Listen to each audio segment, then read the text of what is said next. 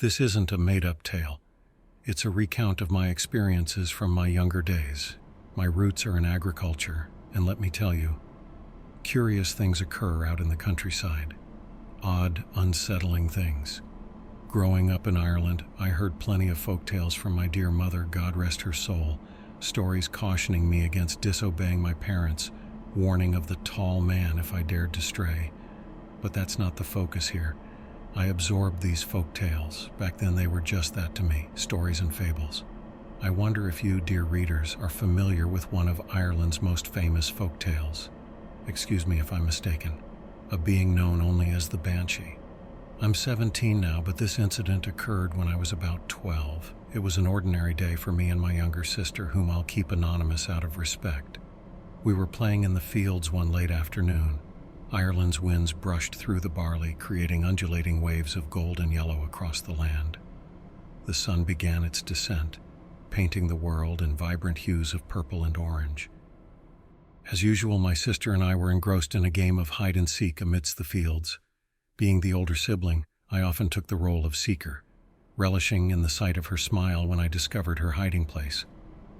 At the edge of the field stood the woods, perpetually shrouded in a dark, ominous aura, even under the sun's radiant glow. As we played hide-and-seek, I caught sight of something atop the field's crest before it dipped again. It was peculiar. A black mass, resembling a bag, that's the best way I can explain it. Just hovering there at the ridge.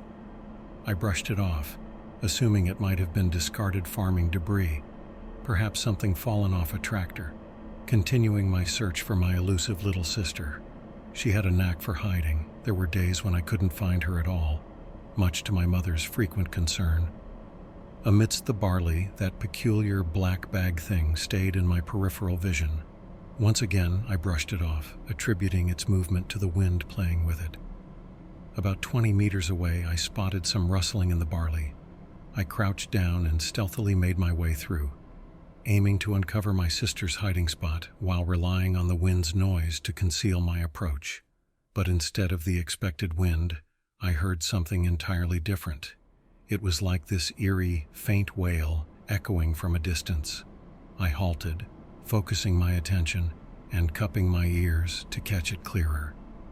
The sound, a mixture of wailing and the whistle of the wind passing through the woods, resembled the high pitch of a boiling kettle. Crouched down, I listened intently for what felt like a substantial stretch of time, maybe 30, possibly 40 seconds. Suddenly, my sister unexpectedly bolted from her hiding place to another spot, jolting me out of my skin. The bag drifted closer toward me, now firmly within my line of sight, just hanging there ominously. A sense of unease crept over me. It felt like it was tailing me. I called out to my sister, declaring the end of our game and urging us to head indoors. My focus remained fixed on this foreboding black bag. My sister joined me, looking up at my face, understanding the seriousness in my expression. I directed her to return to the house, just beyond the wall and 100 yards down the road. She complied, recognizing the gravity in my tone.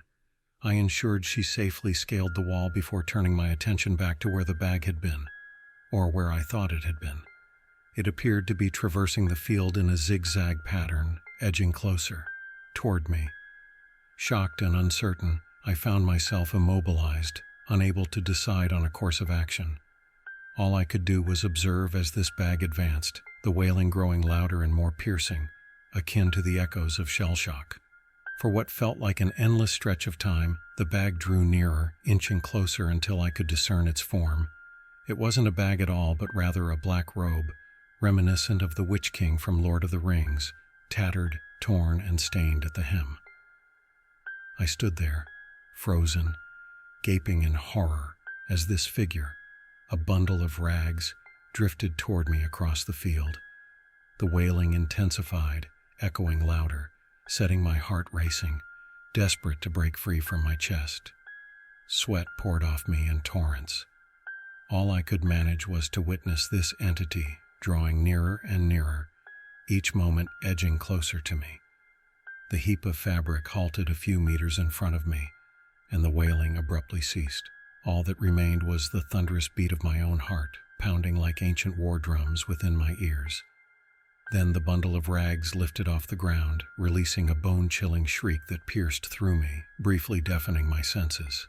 I clasped my ears, feeling warmth trickling out, blood perhaps. Within the robes emerged a hooded figure, tall and slender, with long strands of white hair cascading from beneath the hood. It pivoted toward me, locking eyes that seemed to penetrate my very soul. A sharp, searing pain seized my chest, causing me to double over in agony, clutching at the source of torment. As tears welled up, I realized it was a woman, pallid and hollow-eyed. Her elongated, skeletal fingers pointed first at me, then toward my house. With an intense gaze fixed upon me, she vanished as swiftly as she had appeared, dissolving back into a mound of rags on the ground. I lay there on the ground, gasping for breath, sweat mingling with the bloodstains on my hands. Pain and fear consumed me as I grappled with the reality of what I had just witnessed, the harbinger of doom and misfortune, the banshee. But it wasn't after me. It had come as a forewarning. I had to make it back to the house. Struggling to my feet, I stumbled my way inside. In the kitchen, I found my sister, standing in stunned silence. She was oblivious to my abrupt entrance until I touched her shoulder, startling her. Her eyes, filled with horror and streaked with tears, met mine. She couldn't speak, only glancing from me to the floor, where our mother lay motionless, her life extinguished. The authorities claimed it was a heart attack that claimed her life, but I knew the truth.